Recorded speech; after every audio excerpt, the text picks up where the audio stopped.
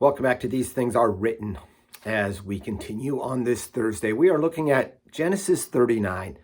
Yesterday, we read of how Joseph's brothers sold him into slavery to the Ishmaelites. And if you remember at the very end, it talked about how they in turn sold him in Egypt. We're going to begin with verse 39, a reminder of how God was with Joseph throughout this time of struggle. Beginning with verse 1.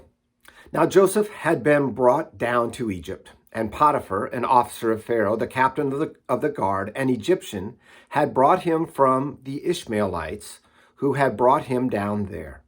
The Lord was with Joseph, and he became a successful man, and he was in the house of his Egyptian master. And his master saw that the Lord was with him, and that the Lord caused all that he did to succeed in his hands. Skipping down to verse 6. So he left all that he had in Joseph's charge, and because of him, he had no concern about anything but the food he ate. Isn't it great to have someone like that? Someone who is so responsible, you can simply give them what you need done, and they will do that. Joseph was one of those men.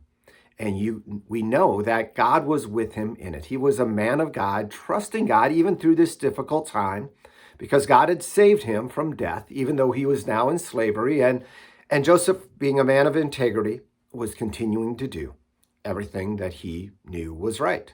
So we continue now with the rest of verse 6. Now Joseph was handsome in form and appearance, and after a time his master's wife cast her eyes on Joseph and said, "Lie with me." But he refused and said to his master's wife, "Behold, because of me, my master has no concern about anything in the house, and he has put everything he has in my charge. He is not greater in this house than I, nor has he kept back anything from me except you, because you are his wife. How then can I do this great wickedness and sin against God?" And as she spoke to Joseph day after day, he would not listen to her, to lie beside her, or to be with her. Again, Joseph showing himself to be a man of integrity, not doing those things that she wanted him to do, not knowing that his master had entrusted all things, including his wife, into Joseph's hands to deal with honestly. And Joseph, being a man of integrity, was not going to break the trust of his master. Verse 11, but one day when he went into the house to do the work, and none of the men of the house were in the house, she caught him by his garment, saying, "Lie with me." But he left his garment in her hand and fled and got out of the house. Smart thing to do in that situation, right? The right thing to do. Again, being that man of integrity, David fled the situation. He left the situation. God had rewarded him in amazing ways, even though he was still in times of struggles. And God had a plan to save him. Not just him, but his whole family. And not just his family, but the whole world. Verse 16. Then she laid up his garment by her until his master came home. And she told him the same story, saying, "The Hebrew servant whom you brought among us came in to me to laugh at me. But as soon as I lifted my voice and cried, he left his garment beside me and fled out of the house." As soon as his master, Potiphar, heard the words that his wife spoke to him, "This is the way you treated me," his anger kindled. And Joseph's master took him and put him into prison, the place where the king's prisoners were confined, and he was there in prison. But the Lord was with Joseph and showed him steadfast love and gave him favor in the sight of the keeper of the prison. And the keeper of the prison put Joseph in charge of all the prisoners who were in the prison.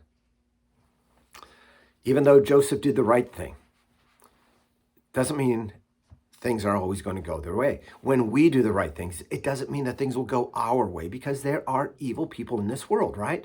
Evil people who don't always do the right thing. Potiphar's wife was one of those. She did not do the right thing. She did what she did to get revenge on Joseph for not returning to her request. So he got in trouble. Potiphar's going to believe his wife rather than Joseph. Honest, good thing to do by Potiphar, even though she was not trustworthy and Joseph was. He ended up in jail, right? You keep seeing this up and down with Joseph. First of all, his mother died, but then he became his dad's favorite. That kind of backfired on him when his brothers ended up hating him because of that, and his brothers sold him into slavery. He could have been killed, but sold into slavery. But then he was put in charge of Potiphar's house. Everything went well. Then again, he fell out of grace because of someone else and was thrown into prison.